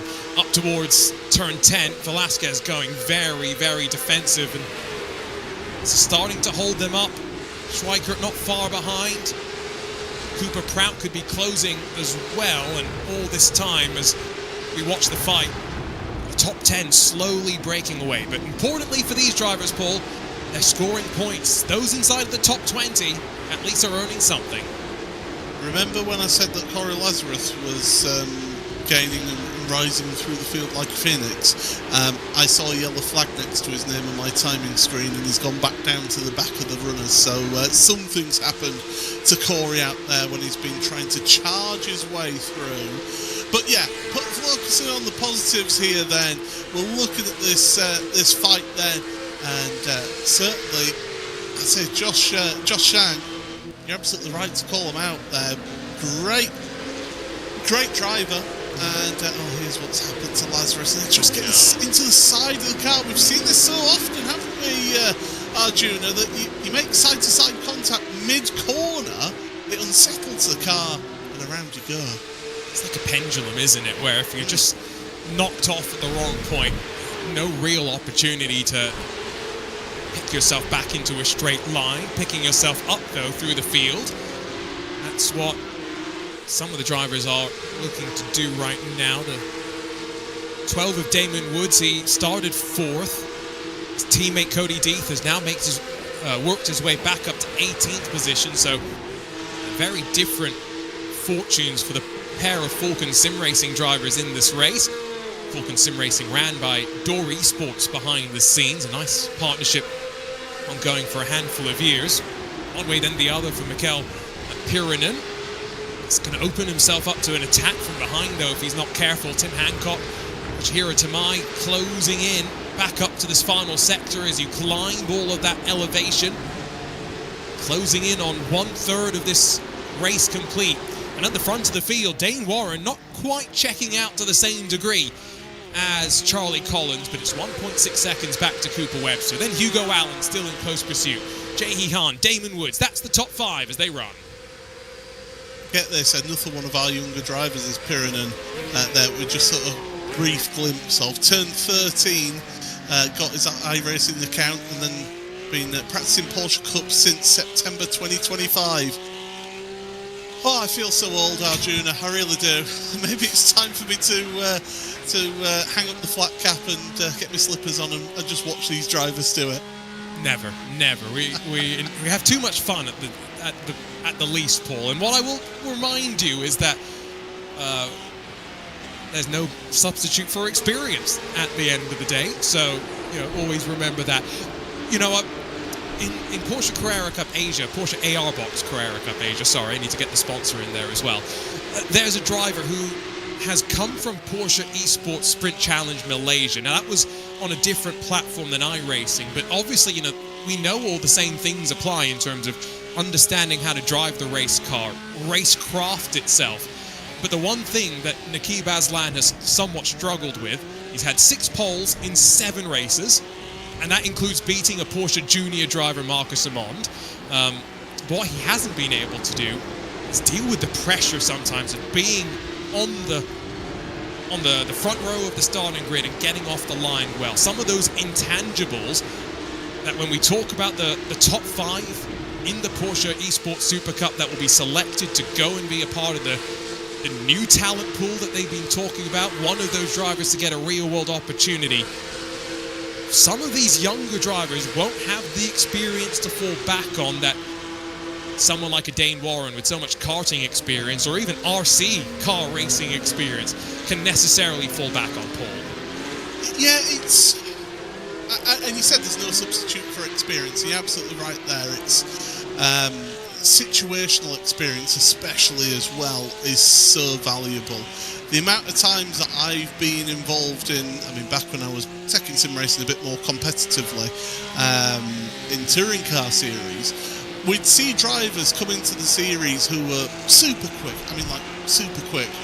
But because that series ran a reverse grid for the second and third races, they weren't used to actually being in traffic and having to work their way through cleanly. And they were ended up in silly mistakes and silly incidents that was their own fault. And they'd always blame the slower car of, well, they should get out of the way. And it's having that experience where you see some of these drivers who have worked their way through series and have not necessarily always been at the very front all of the time. They've got that racecraft. They've got that racecraft experience of working their way through, putting moves on drivers. If you're out at the front all the time, just hitting your same marks, your same line, the same corners every single lap, you're not really improving as a driver then. You're learning how to take the ultimate and optimal line for a track, but you never learn how to take those compromised lines that will mean that you're good for overtaking.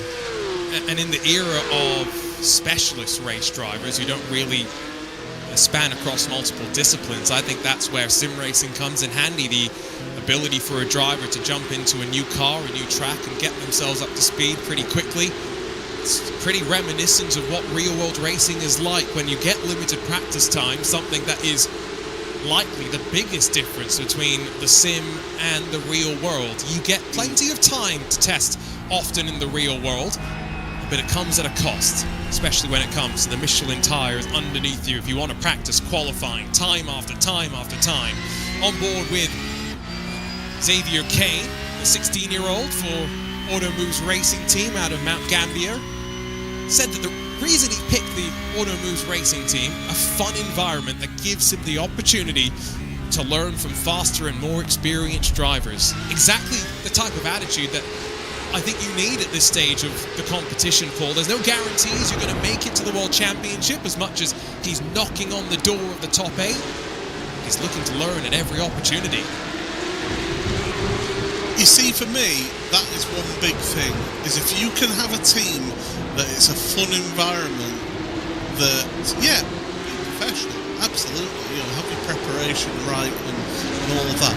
But as long as it's a fun environment, and remember to have fun, and this is something that a lot of people in sim racing need to remember. You're supposed to have fun, That is a fact, not just in sim racing, but in real world racing. Full Metal Racers, there's the 07 car making the move down towards turn number 1 and doesn't even need to wait for the hairpin. Charlie Jameson, the man from New Zealand, from the Kiwi, is able to move up into 7th place. Nicely done. Coordinated effort there to not hold each other up too much as we get the driver's eye perspective. This is what you would experience behind the wheel on iRacing in this 992.2 Cup car. All the information in front of you, including the ABS, the traction control settings that you might be adjusting around the lap. Maybe a tweak of the brake bias as you come out of the hairpin and into the slightly heavier braking zone at turn 10. Maybe move the brake bias a little bit more towards the front potentially. Avoid that front locking if you're being a bit more aggressive down the hill. And then I've got to say, love this final sector. We're about halfway through this race. So you've used up a bit of the Michelin tyres underneath you and all the crest, the undulation as you hook it through the rights and the left of this final sector, Paul.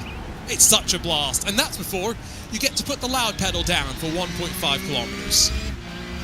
You might be one of the only people in the world that actually enjoys that from the chicane at turn 10 all the way through to this corner. I've always hated driving around this track at that part of the track in particular because it's just so, for me, it always feels a bit clumsy and a bit, the car doesn't want to turn, it understeers it. You're always having to wait until you get onto the throttle. I mean, it's an exhibition in patience, that is for sure. But yeah, I'm not a fan of that. But without that chicane at turn 10, I think it's a bit more fun, a bit more manageable. It's an interesting change to the track. Is a real fast sweeper if you remove the chicane. It requires some confidence, some bravery. And these cup cars might be fun as well. Leeson Lee in the middle of all of this action with Hudson Hughes having scampered forward to 11th. Michael Velasquez now dropping back into line in 13th position. The drivers have lost the tail end of Yu Chen Wu in no man's land currently inside of the top 10. Legions of Racers car lunges up the inside. It was a lazy lunge as well, but didn't quite tag the side of the car compartment's Esports number 28. And look at the great run that Kusing Hung has been able to get. And around the outside, that's the confidence that you can have with ABS sometimes to try and make moves. And what a beautiful opportunity that was spotted there. It's not done yet for Aiden Schweikart, but wow, what a move it was then from Aiden then. Just absolutely barreled into turn number 10 then. Fantastic move. Was confident that the car would stop in time, and now is under some intense pressure back again. Oh, it's two for that position then. So it is going along the pit straight. Who's got the better run? It's usually the outside car that gets the better run, but look at this side drafting and they're boxing in the car behind. That's a bit late blocking there for my liking. It should be proactive, not reactionary, and then he tried again and got another reactionary move to the right. Velasquez in the middle of the track as we head to turn 1. They're both deep on the anchors. Could Schweikart cut back underneath and get the power down into Coca-Cola? No, because around the outside, Velasquez is going to hold on, and that was a great move to be able to hold the long way around. Schweikart pops his nose up the inside as they sweep in towards 100R. Fight back now attempted from Cooper Prout. They are giving it as good as they've got. Sweep through down into the hairpin. Awkward braking zone, and I thought the cutback would be on. And Cooper Prout very tight on the apex. Hip and shoulder forces Velasquez to concede, and Schweikart gets a decent run off the corner. This is all for 13th. This is fantastic stuff that we're seeing here. 3 Three drivers absolutely wringing everything out of it, and now round the outside trying to copy what Aiden did a lap prior. Oh, getting a nose in. This is great stuff to watch, and well, they're getting the Falcon car involved in all of this as well. So Cody Deeth with the recovery drive now onto the back of these three, and Cody will be looking at this going, is this an accident waiting to happen? No, it isn't. It's fantastic. And if it is an accident, where can I place myself to get through it safely? Credit where credit's due, both to Porsche for putting together a great race car, but for the team at iRacing, because this is fantastic stuff. And I'm not talking about track limits either. They're all being quite respectful of one another, and hoping that's not just put my foot in the mouth. Cody Deeth left on the outside of Schweikert as we run down to turn one. Very defensive line from Cooper Prout being taken as Deeth chops the nose off as he moves to the inside on the brakes. Closes uncomfortably quickly onto the tail end of Velasquez for 14th position. The recovery drive going okay. But again, Cody Deeth, after starting up in 10th position, already on the back foot on his chance to try and qualify into the Supercup. Cooper Prout, the biggest mover in your field so far, plus 10 places in this field right now for the Auto Moves Racing team out of Wellington. Of course, a former TR86 scholarship competitor, New Zealand E86 champion as well, so he's got experience, race experience there, but he's under some intense pressure right now as Prout, and Velasquez is not going to give this one up. Oh boy, is he not. Got to be careful though. You can never look over your shoulder and feel comfortable if Cody Deeth is putting that pressure on you. You switch one way then the other. He's got 10,732 I rating, and I never really like to use that as an ultimate measure. But what it does tell you is how committed a driver often is and focused on iRacing in particular, and that sums up Cody Deeth to a T. Some brief excursions onto other platforms to race in the likes of the Ferrari Esports series, but iRacing has been his bread and butter for so long. A spot in the top 10, still tantalizingly up for grabs if he can pick through the next couple of cars with clinical precisions. Prout once again covers the inside down to turn one. Cody Deeth sees a chance to try and maybe grab both of them, but he'll only get Michael Velasquez on the corner exit, forces him off the track to try and hold on to the spot up to one Coca-Cola and 100R. Maybe not as clinical as he wanted to be. I thought that was a little bit naughty then from Deeth, forcing the other car off the track then on the exit. Thankfully there is asphalt runoff there to be able to not hinder that car that was off, but yeah, a little bit naughty. Then again, aren't we all born a bit naughty out there in the race car? Well, he's finally got the move done then through the left-hand hairpin, heading plunging downhill, but that's just allowed Prout to pull away slightly. The problem for them, though, is all this fighting is allowing the cars ahead to pull away. Oh, that was a big mistake from the 19. He saw Cody Deeth coming, gave him a wide berth. It's opened the door now for Schweikert to try and slip back underneath, but that Paddock GG number 13 struggling right now to make the move stick. He'll hold for the time being, but Velasquez going to pressure again, and you can take a couple of different lines into this final corner. Velasquez a bit tighter. Doesn't mean, though, that he's any slower in putting the power down. Just run wide, bounce over the curbs. And with a brief look over the shoulder as Akazawa Haruki, up 5 places, has made some moves. We only saw, what was it, 6 places gained for the biggest mover in the previous race? Well, Cooper Prout's plus 10, so he has been a lot more decisive. Back pass comes Velasquez. This is a duel that won't end. Is it my eyes deceiving me, or has Schweikert got a little bit of front-end damage? That will help in matters. Maybe clattered one of the anti-cut curbs that we have around this track, and just caused a little bit of front-end damage. That'll be losing him a kilometre or 2 an hour down that main straight, and that will be costly, as we've seen, and that just allows Velasquez to get back past. So 3 places gained for Michael, 5 places for Aiden, and as you say, Akazawa Haruki behind, up 5 places as well. I think I can confirm a bit of the nose pushed in for 13 indeed. You can see there contact being made square on the nose. Fortunately hasn't ripped the front splitter. That would be the worst thing that you could really do. Impact all the front downforce that they've added to this Cup car over the years. And one of the changes for this generation is no longer referred to as a GT3 Cup car because that was a bit too confusing with how close everything's become now. This is just the 911 Cup car. There's the 911 GT3R, 911 Cup car, and the incoming 911 GT4. Josh Zhang is incoming on Xavier Kane. Backs off in towards turn 1. That's some wise shoulders on the young 14-year-old. He was bump drafting. I don't know if you noticed it. He bump drafted right before they're hitting the brakes, so maybe left it a little bit late to be making that bump draft. But he's seeing that there's opportunities ahead, and he's trying to just push the car in front along to try and get caught up to the others. So there's opportunities aplenty out there. James said, oh, now what's happened there to the 15?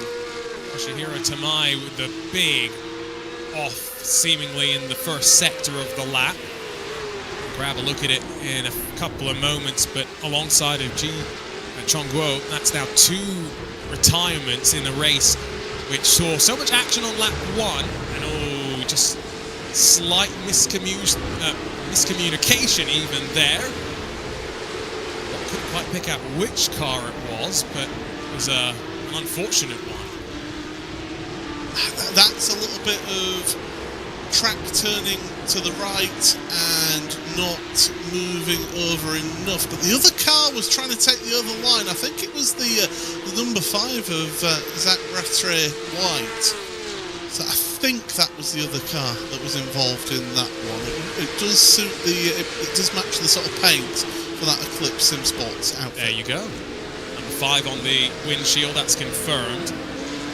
He would argue that the car he was trying to battle with was maybe a bit too shallow on its entry. However, at the end of the day, both are responsible for getting through the corner safely, and Tamai the one that has the bigger impact, although race control may impact points penalties after this race. Into the final 4.5 minutes. Tim Hancock gets passed by Mikkel Pirinen down in towards turn 1. Behind them, Byron Pearson at bright number 10 Eclipse Sim Sports machine. A bit of fighting here as they work lap 16 of the race, but with your leader in the final sector right now, Paul, I believe 3 laps left to go. Yeah, that's what my timing screen is telling me is there. You see that dive to the inside, and Hancock and Pirinen are fighting it out for those spots down the order. Time running out for these drivers to get those final few positions, and this, of course, is 20th, 21st, 22nd all together, with Daryl Brady not that far back as well. Pirinen said that he wants to race in the Porsche Esports Supercup because it's the first year he's old enough to do so, and boy is he putting himself into the thick of the fight right now. Look at them work through the awkward final sector. By no means easy. If you can find the rhythm though, you've unlocked another gear over the rest of your competition, especially here, climbing up out of the final corner and put the power down. 1.475 kilometers you run into the braking zone of turn 1. 3 minutes left on the clock for these drivers, and the final couple of points may be up for grabs as well. They're 4.5 seconds back from Zach Radaway White in 19th spot, and effectively they're fighting over 1 point right now. Back up the inside goes Pirinen in through the opening corner as we ride with Tim Hancock. And that, from Pirinen, is what I call parking it on the apex. I mean, it's well entitled to do so, as Hancock trying to now hold on to that 21st place, because look at the mirror, he's got Pierce right there with him, trying to move forward. Darrell Byron Pierce down 9 places from where he started, so does have the pace. One of those drivers that got involved in the shenanigans down at turn number 10. So Pierce in that number 10, trying to gain as many places back as possible, maybe sneak a point, but time is running out for them. We've seen Byron Pierce eclipse SimSport in a variety of championships on the RaceBot TV airwaves. However, it's the first time we're seeing them at this level, making the step up into the World Championships, making a good account of themselves, as is Tim Hancock in that Momentum Racing entry, former Australian Army officer, currently working to support veterans and community programs in the state of Tasmania.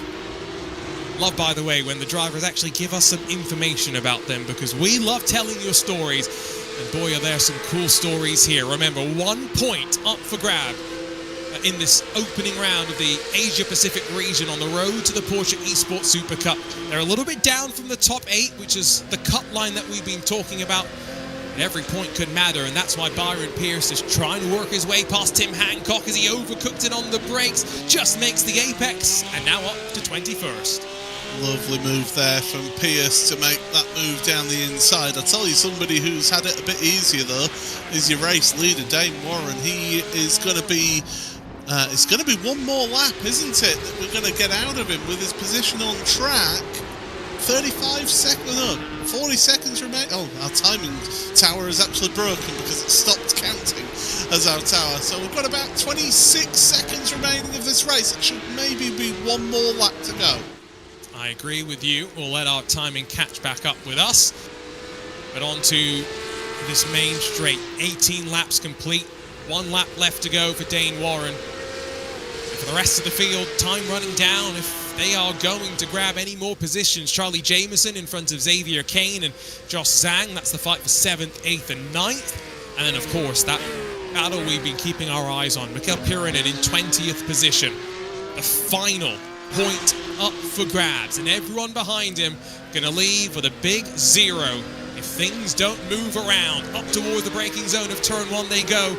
Some aggression being shown here as Charlie Jameson gets pushed to the outside. Xavier Kane now holds the inside up towards turn 3, so switch that around.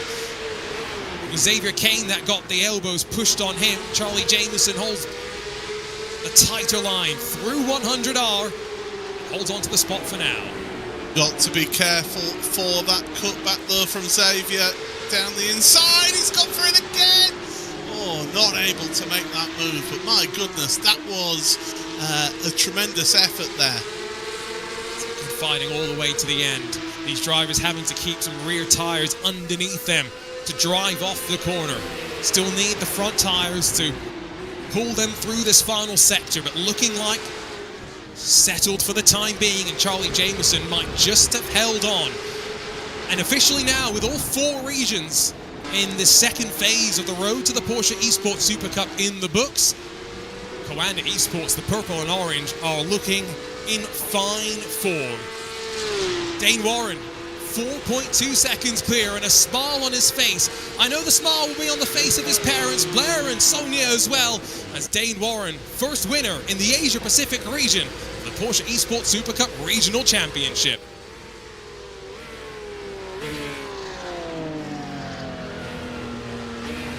Breathe for a moment now as our drivers get a 2-week break. Jameson just 3/10 clear of Xavier Kane at the end as well in that fight for 7th and 8th positions. But as we drink in this Mobil 1 winning moment, once again, Coanda Esports are on top. What a tremendous performance there from Dane Warren. It just goes to show that, as we heard from Sebastian Job earlier on, Coanda Esports seem to have found something that everyone else has got to go find him for. Tremendous drive though from Dane, and he obviously was delighted with that. And why wouldn't you be? So that was 3 poles of the 4 regions, and now 3 race wins of the region as well. Here's a look at our Trilux move the race, and well, pick apart this battle and you could probably find 500 different contenders, but sweep out of the final corner. It was a lunge up the inside that really set up this move for Cooper Prout one of 9 positions that he gained over the course of the race. It all started in that last technical section. It wasn't until turn 3 that he finally got the move done. That just shows the nature of this track, and yeah, what a tremendous move it was there. We'll grab a look at the results before we get to chat to some of our drivers. And Dane Warren 4 seconds clear of the defending Porsche Esports Supercup champion Cooper Webster.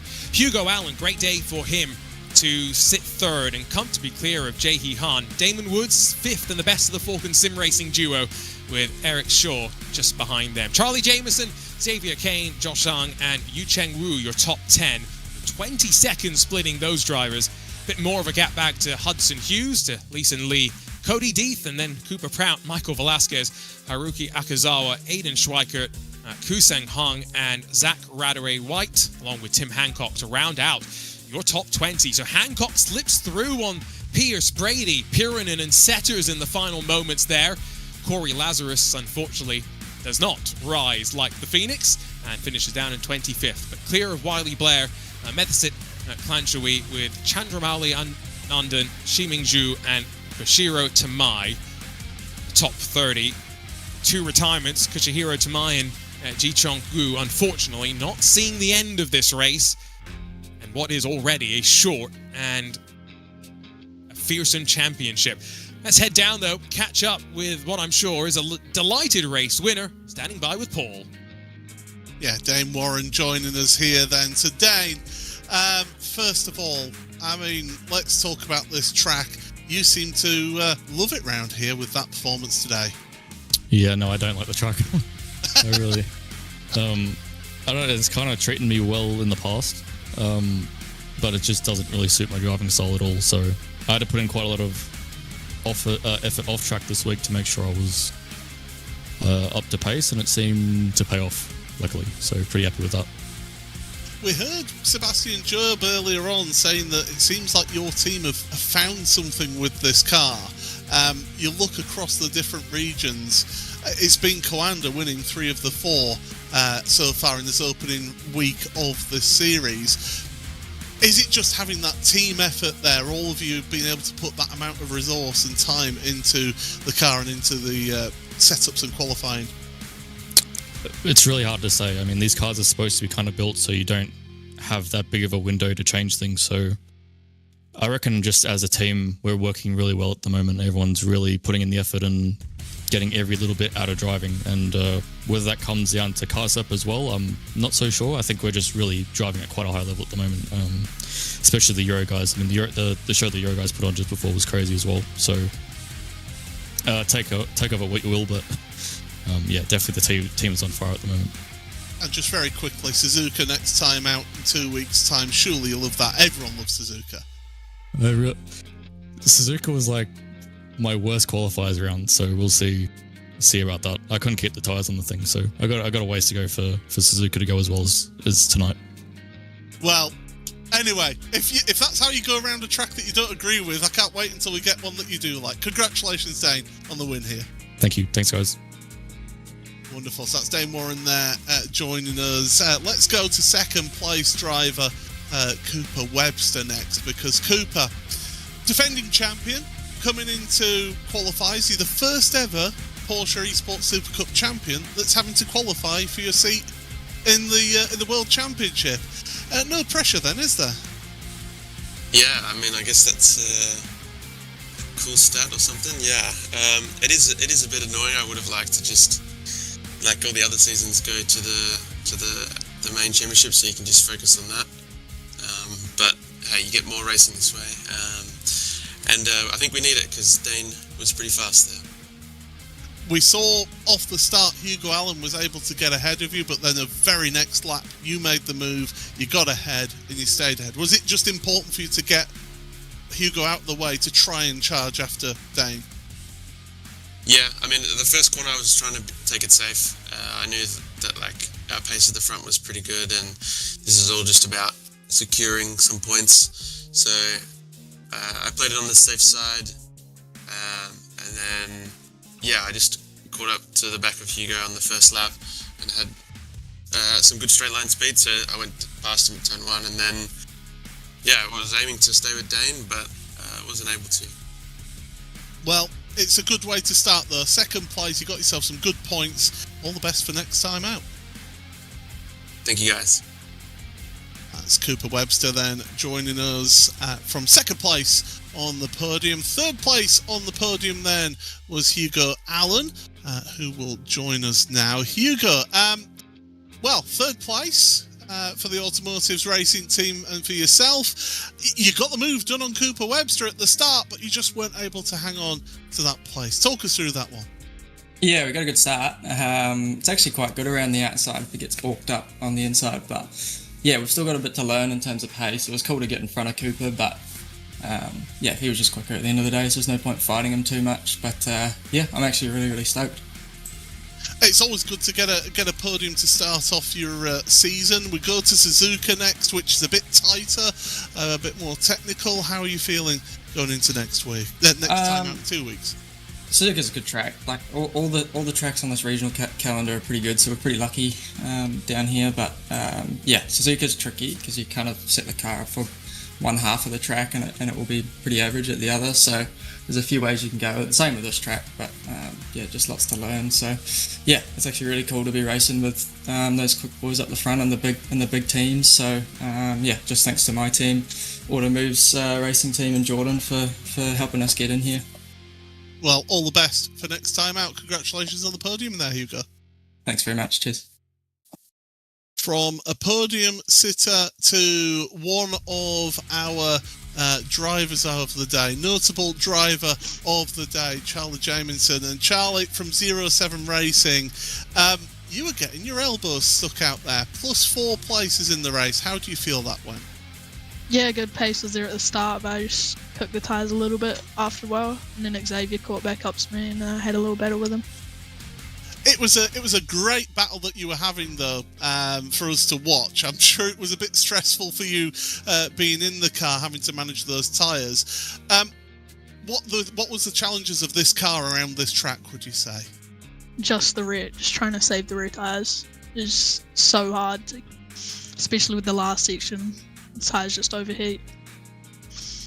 Well, congratulations, you're our notable driver of the day, and well done on getting a top 8 result here in this opening week. Thank you. And from Charlie Jamieson, then to our biggest mover in the field, Cooper Prout. I'm sure you'll be happy to hear that you were the biggest mover of the field, 9 places gained, but I'm sure you'll be disappointed to say that you started all the way down the field in 23rd. Just talk us through today's event. Yeah, just didn't quite have the greatest quality, didn't get that lap together. The pace in the race was really good. I couldn't thank Hugo for all he did with the setup work. That was amazing. Setup felt amazing. Just got to thank Automoves for all they do for me, and then Simlex as well for all the equipment they've helped me with. But in that race, the car felt so much better. Would have been lovely to battle with Cody, but I got to slow down later on. I did wonder what had happened there, but you were able to do something that others weren't able to do really, which was move forward. Did part of that come from the shenanigans that was happening on that first lap as well? Yeah, I just, all I could see was smoke down the 2 front straights. It was really interesting to see, but luckily I was able to see where they were and where they were going, so I was able to escape through and gain some positions while I was at it. Well, that's always good going, but next time out Suzuka, is that one that you feel a bit more confident at? Yeah, I'm going to put a lot more work into Suzuka, and hopefully I won't make those same mistakes in qualifying, and we can see where we work this time. Well done though. Congratulations on moving through the field and gaining 14th in the end. Yeah, thank you guys, thank you all. A solid opening set of races for the European and the Asia Pacific regions, and now all 4 regions have had one of their 5 races officially complete. We're starting to feel out which of our 32 drivers will be there at the start of the 5-race World Championship season itself. And Paul, still a long way to go. And some of the comments from Dane Warren about the tracks. Like you said, when we get to a track that he enjoys, he's going to be unbeatable. Oh, yeah, he's going to be untouchable. But I'll tell you what, for the Americas, for Middle East and Africa, next time out, I mean, Mexico City, you do have that altitude that you're working against, so maybe the slipstream won't be quite as effective there, even though it does have that long straight. And Suzuka, next time out is going to be tremendous for that area. And that will be a preview for us to return in 2 weeks on July the 18th, just after our European region. So 4 p.m. Eastern, 8 p.m. GMT. Join Paul and myself for the second round of the Porsche Esports Super Cup, Asia Pacific and European regions. Next week, there's of course plenty more Porsche Esports Super Cup action to come, and I'd be remiss not to mention Porsche Carrera Cup Asia in about 12 hours time. Come join me for all of that action from the streets of Bongsen. But for our team at RaceBot TV behind the scenes, it's been a joy to put the team back together. Paul Smith alongside myself, Arjuna Kankipati. We'll do it all in 2 weeks' time and rumble forward to crown our world champion and send someone from virtual to real with Porsche.